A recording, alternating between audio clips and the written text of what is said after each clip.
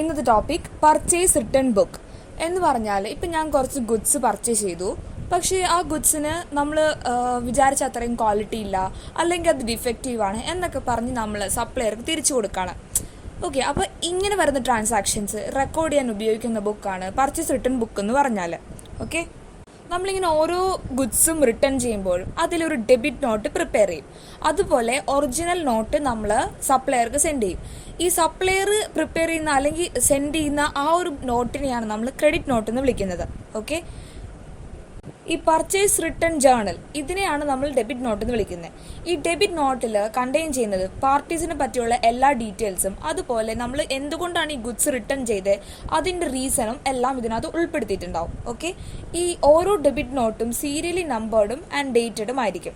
Okay, താഴെ കാണിച്ചിരിക്കുന്നതാണ് purchase return ബുക്കിൻ്റെ proforma. Okay, അതായത് നമ്മുടെ ഈ പർച്ചേസ് റിട്ടേൺ ബുക്കിൽ 5 കോളം ഉണ്ട്: date, debit not number, name of supplier, ledger folio, amount. Okay, അപ്പോൾ ഇന്നത്തെ വീഡിയോ എല്ലാവർക്കും ഇഷ്ടമായെന്ന് വിചാരിക്കുന്നു. So please subscribe my YouTube channel. അതോടൊപ്പം ഷെയർ ചെയ്യുക, ലൈക്ക് ചെയ്യുക, സപ്പോർട്ട് ചെയ്യുക, കമൻറ്റ് ചെയ്യുക. താങ്ക്